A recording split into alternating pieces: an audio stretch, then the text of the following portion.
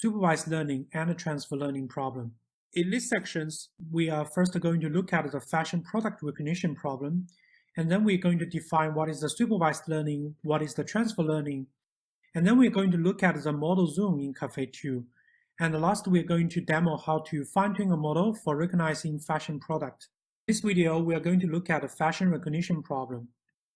Fashion products are everywhere, but can our computers, robots, to tell which fashion product in the images? On the left images, there are some fashion items like clothes, and some of the items like cameras, or some of the items like sunglasses. The goal of supervised learning is to learn the relationship between fashion product images and its categorical images. On the left-hand side, we can see there's a t-shirt, there's a sunglasses, there's a shoes.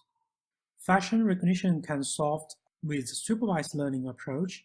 General procedure of building recognition system involved collecting data, annotating data, train and evaluate the models, and also deploy the models. The goal of supervised learning is to learn the relationships between the input data and its target.